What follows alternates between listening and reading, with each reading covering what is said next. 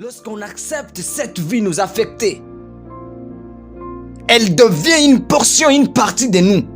Nous recevons des éléments, des sons, mais lorsque nous les acceptons, elles affectent notre vie et affectent notre pensée. Les mauvaises pensées viendront. Durant toute notre vie, elles viendront. Elles seront toujours là. Ce n'est pas à dire que toutes les choses sont devenues nouvelles. Ce n'est pas à dire que même la pensée est devenue nouvelle. La pensée est devenue nouvelle lorsqu'elle est transformée par la parole de Dieu. Et c'est ainsi que Romains nous parle. L'apôtre Paul dit, ne vous conformez pas au siècle présent, mais soyez transformés par le renouvellement de l'intelligence, afin que vous discerniez quelle est la volonté de Dieu, ce qui est bon, agréable et parfait. Alléluia. Les mauvaises pensées viendront. Les pensées mauvaises, elles sont là, elles seront là toute notre vie. Le travail, c'est de rendre la pensée captive à l'obéissance de Christ. Rendre notre pensée captive à l'obéissance de Dieu. Qu'est-ce que Dieu veut maintenant? Quand bien même que cela vient, les mauvaises pensées, comment détruire les mauvaises pensées en moi ou dedans de moi? Il n'y a que la parole de Dieu. Lorsque la parole de Dieu est en nous, habite en nous, elle sera comme un signal. Elle sera comme un panneau de signalisation pour nous communiquer. Elle sera comme un aiguillon pour nous toucher, nous percer lorsqu'il y a une mauvaise pensée. C'est comme l'alarme, une alarme qui sonne lorsqu'il y a quelque chose. Alléluia, la parole de Dieu. Alors pour pratiquer la présence de Dieu, nous devons entrer dans les repos de l'âme. Regardons un peu Hébreux, chapitre 4, le verset 9 et 10. Il y a donc un repos de sabbat réservé au peuple de Dieu. Car celui qui entre dans le repos de Dieu se repose de ses œuvres, comme Dieu s'est reposé des siennes. Celui qui entre dans le repos de Dieu se repose de ses œuvres, comme Dieu s'est reposé des siennes. Ce que j'aime là, celui qui entre dans le repos de Dieu. Le repos de Dieu, c'est ça ce qu'on appelle le sabbat, le repos de l'âme. Le repos de l'âme. L'homme qui pratique la présence de Dieu, il entre dans le repos de Dieu. Cet homme-là, qui pratique la présence de Dieu, il entre dans le repos de Dieu. Donc son âme se repose, ses œuvres se reposent et laisse la place à Dieu. Laisse la place au Seigneur. L'âme de l'homme est agitée par les choses qu'elle vit, par les choses qu'il voit, et se laisse préoccuper par la vie. Lorsqu'il voit les événements, ça trouble. Lorsqu'il voit des circonstances, l'âme est agitée. Chaque jour, il faut prendre un temps de calme pour écouter et sentir ton cœur. Il faut écouter ton cœur. Donc, la voix de Dieu qui est là à l'intérieur. La voix de Dieu. Chaque jour, nous devons avoir un temps de calme pour écouter ce que Dieu veut. Pour écouter la pensée de Dieu. Pour écouter ce que Dieu réserve pour nous. Ce que Dieu veut faire avec nous. Il faut écouter la pensée de Dieu. Son cœur. Donc la voix de Dieu. Et en lui demandant de t'ouvrir aux réalités de l'esprit. Demandez au Seigneur de vous ouvrir aux réalités de l'esprit. Il y a des choses que vous ne comprenez pas. Il y a des passages que vous ne comprenez pas. Il y a des réalités, des expériences que vous faites, mais vous ne comprenez pas. Il faut demander au Seigneur de vous ouvrir aux réalités de l'esprit pour que vous compreniez qu'est-ce que Dieu veut faire avec vous. Mais aussi pour les connaître davantage. Alléluia. L'âme est au repos lorsqu'elle est en train de jouir et savourer de la parole de Dieu. Lorsqu'elle se soumet à l'orientation de l'esprit, l'âme de l'homme entre au repos. C'est pourquoi le psalmiste dit dans Psaume 131, il dit, cantique des degrés, il dit quoi? L'Éternel, je n'ai ni un cœur qui sent, dit des regards honteux. Je ne m'occupe pas des choses trop grandes et trop relevées pour moi.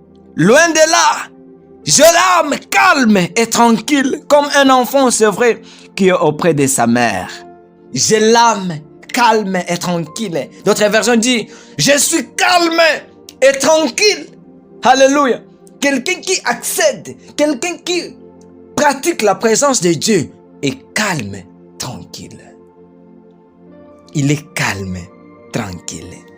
Quand bien même que les circonstances peuvent changer, quand bien même que tout le monde peut venir contre lui, quand bien même que les événements, mais lui, il reste toujours calme et tranquille, parce qu'il sait que le Seigneur, l'Éternel est mon berger, je ne manquerai de rien. Alléluia, alléluia. Il sait que le Seigneur, l'Éternel est mon berger, je ne manquerai de rien. Il est calme et tranquille. Il reste calme et tranquille. Ha!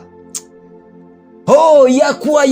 Il reste calme et tranquille. Il tourne ses yeux, son regard vers l'éternité, vers l'Éternel, le Dieu des armées. Il dit, l'Éternel est mon berger, je ne manquerai de rien.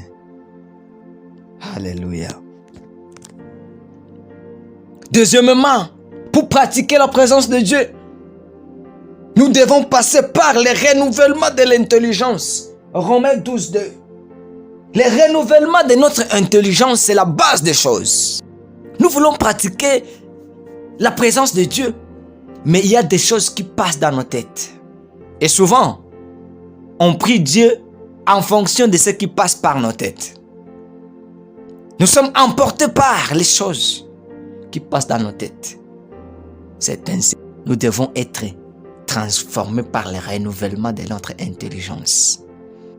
L'intelligence de l'homme n'est pas fixe, n'est pas immobile.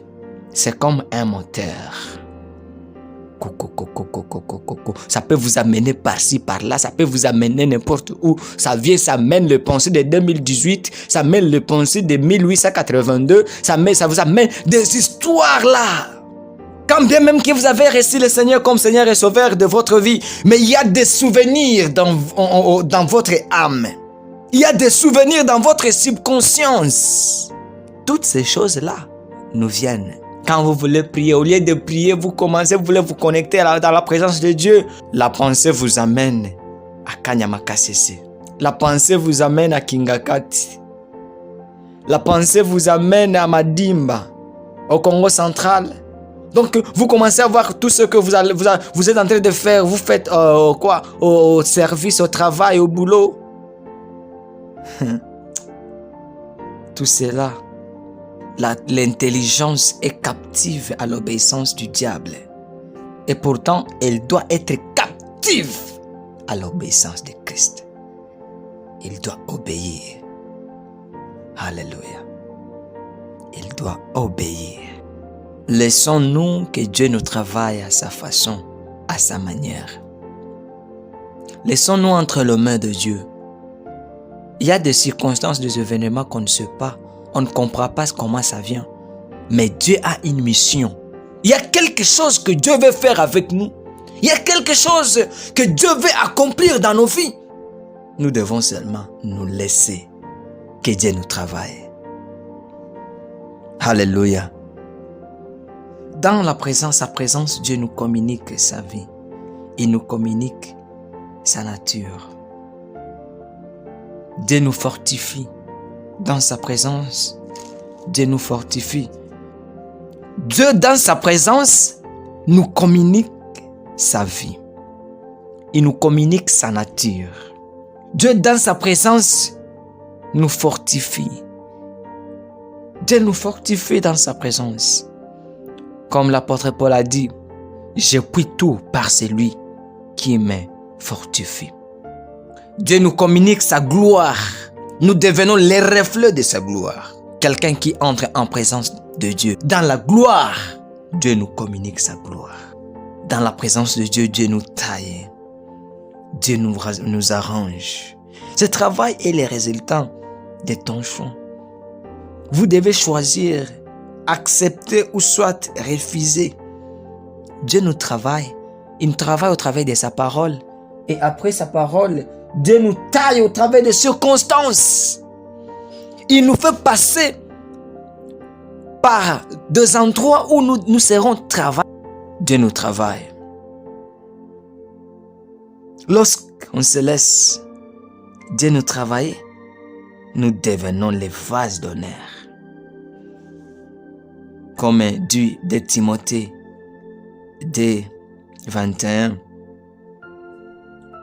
Si donc quelqu'un se conserve pire en s'abstenant de ces choses, il sera un vase d'honneur sanctifié, utile à son maître, propre à toute bonne œuvre. Alléluia. À toute bonne œuvre. Dieu veut nous utiliser. Nous sommes les vases du Seigneur. Il veut que nous nous laissions, qu'il puisse nous travailler, afin que nous soyons des vases d'honneur. Alléluia. Il y a des gens qui ont accepté et d'autres ont refusé ce travail. Comme Judas Iscariote, il a été avec Jésus, mais il a gardé sa mauvaise nature de voleur. Jean 12, 6. Il a été avec Jésus.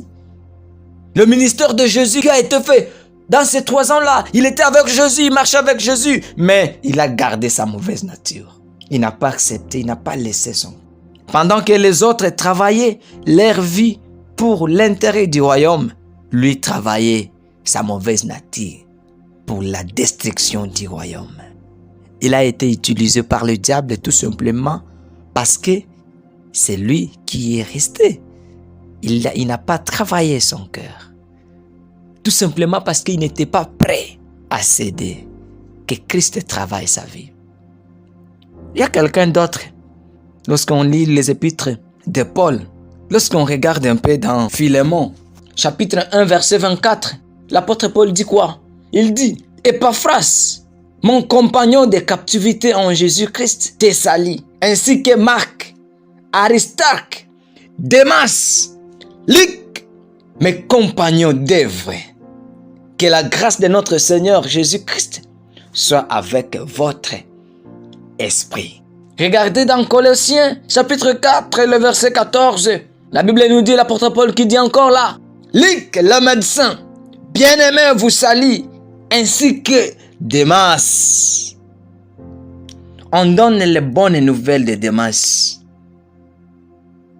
Mais écoutez dans 2 Timothée 4, 10, la mauvaise nouvelle. Car Démas m'a abandonné par amour pour les siècles présents. Démas m'a abandonné. J'ai été avec Démas.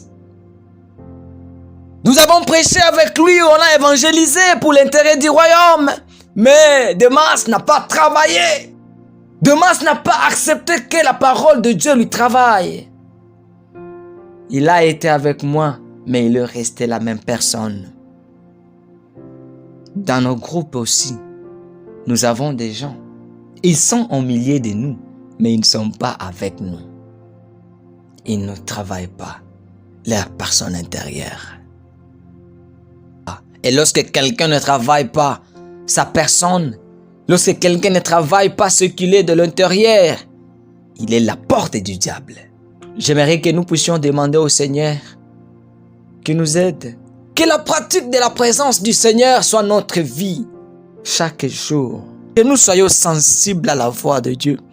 Que nous soyons sensibles à l'Esprit de Dieu. Alléluia. J'ai béni le Seigneur encore pour ces moments. Oui, Seigneur. Laisse que cette parole perce leur vie et les transforme au nom de Jésus.